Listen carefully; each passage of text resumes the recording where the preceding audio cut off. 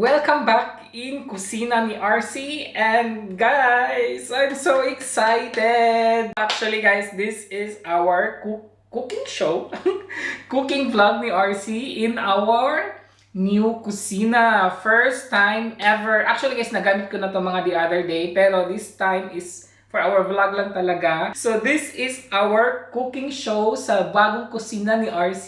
Ay, excited! At meron akong audience there behind the camera.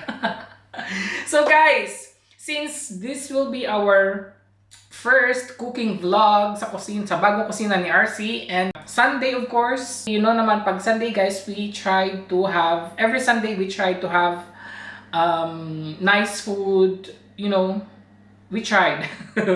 As long as we tried. And then first time to kasi, nakuha ko lang tong recipe na to from Sir Chef RB Manabat. Yay! And kasi guys, nag-pop up lang siya sa aking sa YouTube, tapos well, actually naka-subscribe naman ako sa kanya.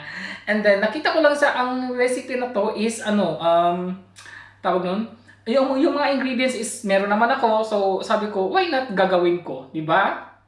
And this recipe is called Bake Ziti. Bake Ziti daw siya guys. Pero, and ayun na nga guys, just like Sir RV Manabat, ang gamit ko na instead of Ziti, kasi hindi ko alam kung, hindi ko din siya hinanap din sa grocery. Ang hinanap ko na lang din is yung penne. Yung penne na lang na 500 grams. Just like the same talaga ng mga measurements. Kinuha ko talaga lahat galing kay Chef RV. So, mainit na to. Yes, mainit na yan. And magsa-start na lang tayo dito sa ating... Magsa-start tayo guys sa ating cheese sauce. Anong tawag? Nakalimutan ko ang pangalan guys. Cheese sauce ata yun. Basta yung para siyang para din siyang bechamel actually. And ayun, Parmesan cheese sauce. Ano ba yun?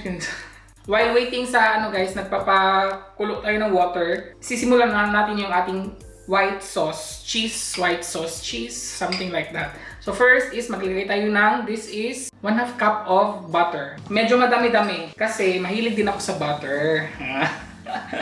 Charot no? Gaya-gaya kay Chef RV. So kahinaan lang natin to kasi ayaw nating ma-burn yung butter. So pahinaan pa natin. Ayan. And while mag-a-add tayo ng crushed garlic. Grated garlic, crushed garlic guys, pwede. Wait. Kailangan ko ng Wait lang guys. Tayo dito. Na-excite ako kasi first time to, diba? Kulang pa yun, magkukuhan pa ako. Kasi gusto ko din garlicky, madaming garlic guys. Kasi masarap din siya pag madaming garlic. Ayun. Ayan. Bumabango na siya guys. And then, we will add the, guys, na kinakabahan ako kasi baka makita to ni Chef RV, baka ano ba yan? Di ba? Pasensya na po, kinakabahan talaga ako.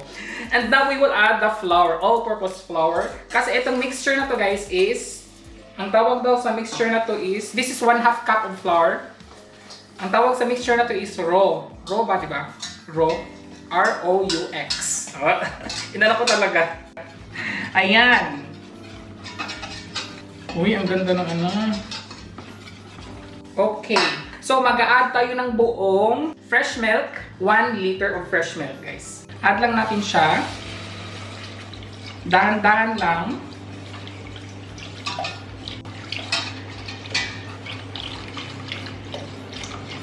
Oh, daming to. Di ba 1 liter nga di ba? And then, tama ba itong mga pinagagawa ko? Nakalimutan ko na guys, meron akong sinulat na procedure, tsaka ingredients. I think oregano. Oregano is 1 teaspoon oregano. Kakamayin na lang natin. Ayan.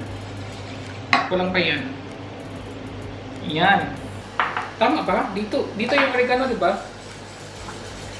Ay, hindi pala guys. Mali ako. Sa pasta pala yung nilalagay. Wa na, tsaka na.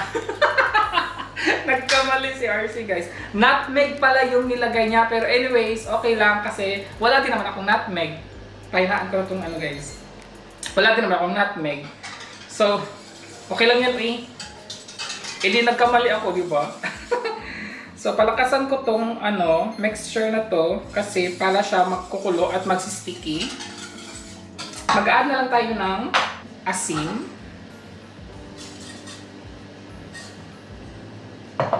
And pepper. Yung pepper ko guys is merong whole pepper. Ground pepper tsaka whole pepper nag-mix. So, hintayin lang natin to siyang mag-mix. Mag-mix. Kinakabahan talaga ako guys. Nagkamali na. First vlog pala natin to guys. Wala na, tsaka na. Nagkamali na sa IRC. Ayan. Hintayin natin ito mag-sticky. And then ito is kumukulo na. We will add asin. Medyo damihan daw para mas masarap.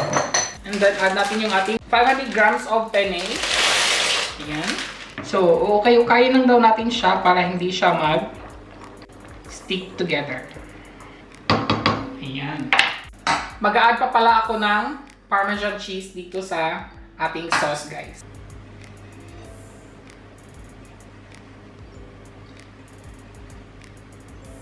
Gusto ko madami. This is about 1 cup of guys. 1 cup of nagkalat pa. Kinakabahan talaga ako. 1 cup of Parmesan cheese. Nag-add lang tayo. Yun kasi, once lang kasi ako nakatingin sa sa kanya, sa video na yun. Tapos binasa ko na lang yung mga ingredients. Pero nakaseparate naman yung para sa ingredients ng cheese sauce at saka sa pasta. Wala guys. Tapos dito kasi, nag-explain. Ayan guys, so while waiting, magchichika muna ako wait, pahinaan ko lang siya ha. So while waiting, magchichika lang muna ako. Kasi guys, naano ko si Chef Arvie kasi, nagandahan ako sa mga vlog niya, sa cooking vlog niya, of course, diba chef? Last year yun guys, meron akong tiningnan na vlog niya na nag-bake siya ng hopya and gustong-gusto ko talaga ng hopya guys. Nag-comment ako doon at good thing nag-reply talaga siya guys. Kasi ang comment ko doon is gagawin ko talaga yan, mag-bake talaga ako ng hopya. Pero guys, last year pa yun, hindi pa talaga ako nakapag-bake. Hindi pa talaga ako nakapag-bake. Sabi pa naman niya, itatag ko daw siya pag nag-bake ako ng hopya. So, hindi ako nakapag-bake ng hopya kasi tinamad si RC. So, eto na lang. Itatag ko na lang siya nito na gumawa ako ng Bake Zeti or penne inspired by Chef Arvie Manabat. Ayun. Ayun guys, lang ako na siya kulan. Nag-reply siya. Ang saya ko na nag-reply siya guys. Diba? Malaking diba? Malaking YouTube nag-ano na siya guys. Malapit na siyang mag-sticky. Kaya guys, ang saya-saya ko. Sabi ko, kailan ko kaya yung magagawa yung hopya. Until na hindi pa pala guys. Kasi, yung nilagay niya feeling, yung sa feeling ng kanyang hopya, wala kasi dito, diba? Ang hirap naman dito gumanap ng mga ganyang feelings. Tapos, hindi ko pa din alam kung ang ko guys. Tapos, basta tinamad lang talaga ako. Kaya hindi ako nakapag-hopya. Gusto ko pa din naman. So, this is mga 10 minutes pala to siyang guys, papalambutin. And I don't know how many minutes na. Nawagtang na talaga si RC guys. Dapat nag-set ako ng time.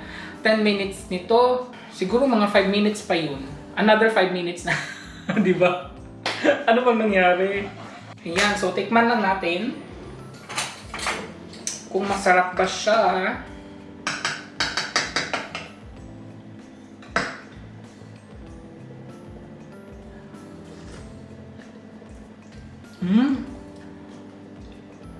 Oh my god. Oh my god, guys. Ang sarap.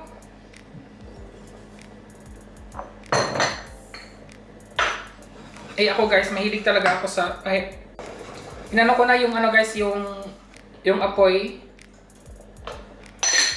Naka-turn off na yung apoy kasi okay na siya. Nag-add lang ako ng salt and pepper kasi mahilig ako sa pepper. Ayun.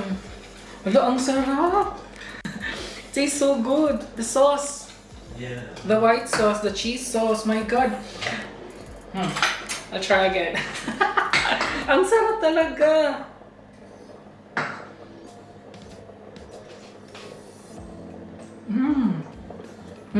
Good. Tamang-tama na yung ano guys. Yung saltiness. Oh my god. Look at that. Ito yung maganda na consistency ng kanyang sauce. So, naka-turn off na to. And then ito is, wala pa to guys. Kulang pa to. Maghihintay pa tayo nito. Hello, excited ako. Ang sarap.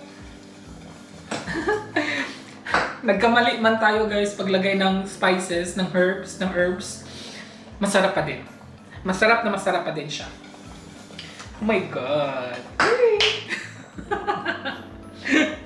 At least, nagkamali man tayo. Meron namang magandang result. Diba? Promise guys. Ang sarap-sarap. So, ayan everybody. Okay na to siya. I'll turn it off. Kukunan lang natin siya ng tubig. Ayan. So guys, actually, yung kay Chef RB, kung nagkuha siya ng 1 cup of water from here, yung sabaw nito, nagkuha siya para i-set aside para later. Pero, again guys, nakalimutan na naman ni RC. Ayan. So, wala tayong magagawa. Natapos na. So, we will just add, pero meron naman siyang sabaw-sabaw guys. Medyo may water pa naman siya. So, ayun. And now, mag-a-add lang tayo ng olive oil. Ay, naliitan ako sa olive oil. Mag-a-add pa ako ng olive oil, guys.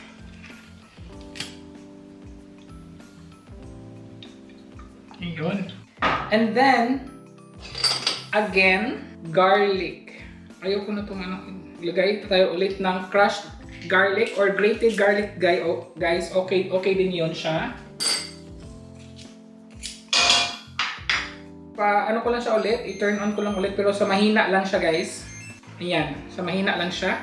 Lagyan pa natin ng garlic. Okay. Gusto ko garlic, diba? Masarap din yun.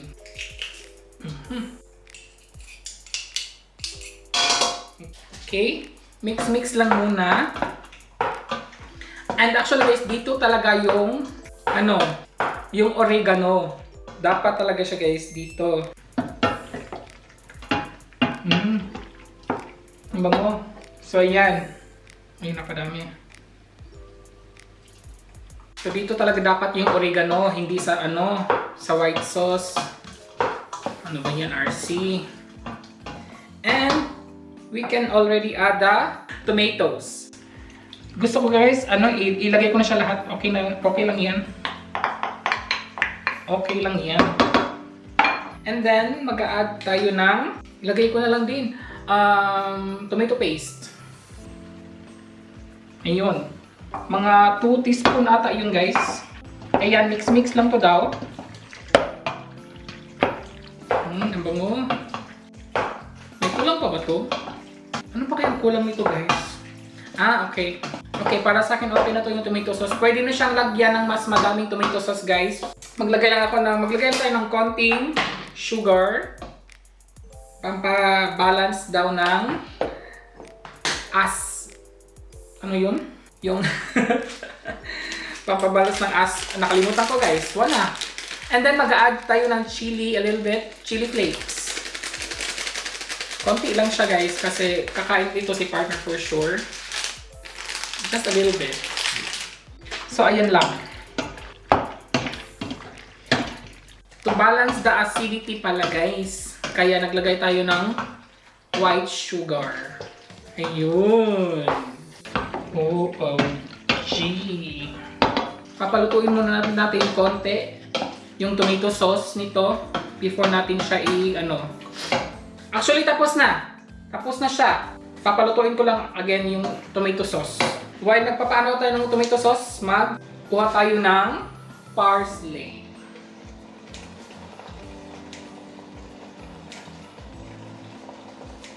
Parsley pang garnish.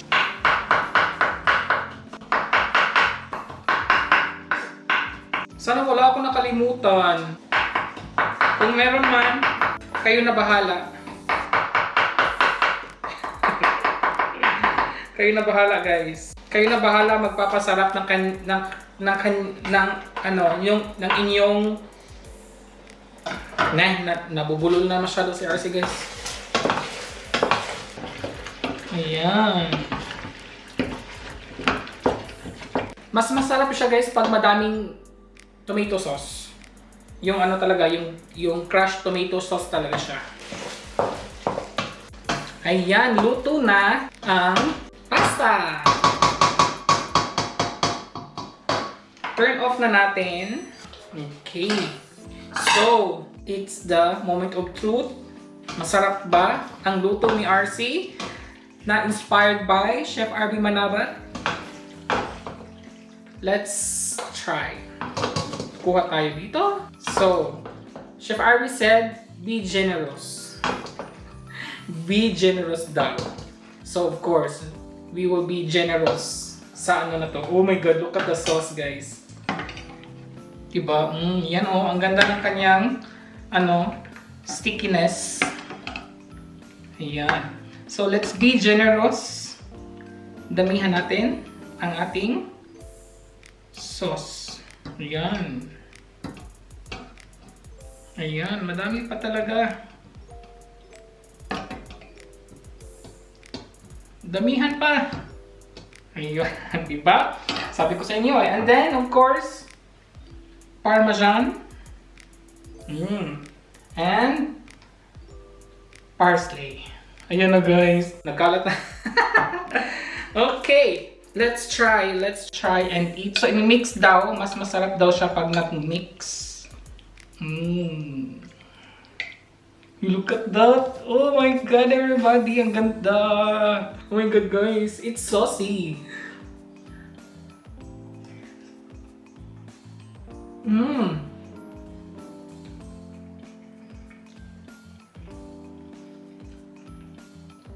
Ang dami kong sauce na nilagay.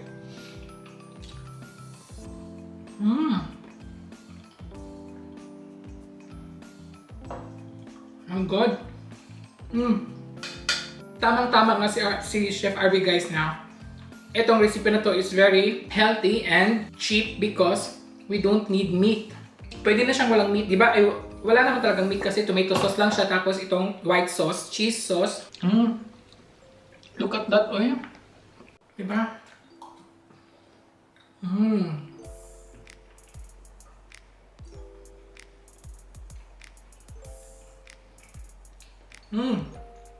Ang sarap. Sa mga hindi mahilig sa mga meats, try nyo to, guys. Napakasarap. Fit na fit talaga. Pero, pagdating ni RC, guys, kailangan ko ng meat.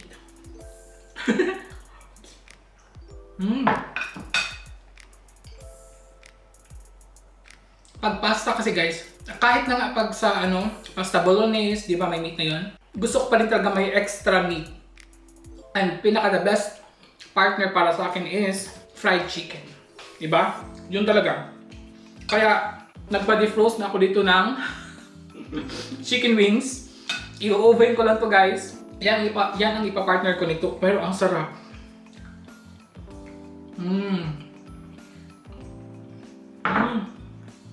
The sauce. Come here. You should try. Try daw ni partner, guys. You wanna see here? No?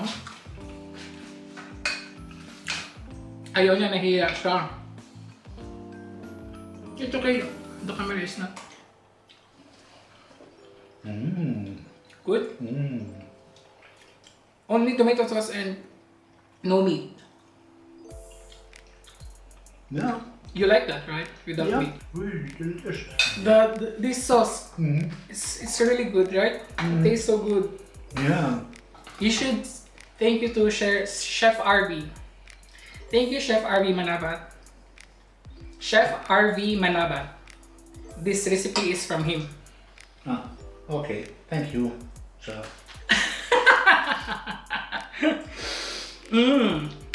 So I will, sa'yo na yan.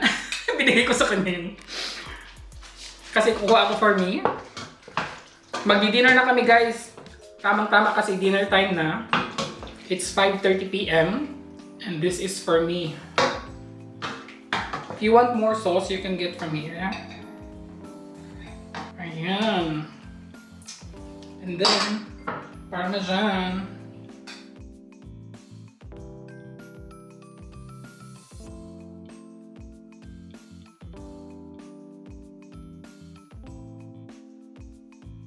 So ayun everybody, thank you for watching and I hope Chef RV Manabat, I hope satisfied kayo sa ginawa kong baked ziti na nagkamali, but masarap pa din naman. So again guys, thank you for watching and until my next video ready and please don't forget to like and subscribe. Ingat po! Cheers!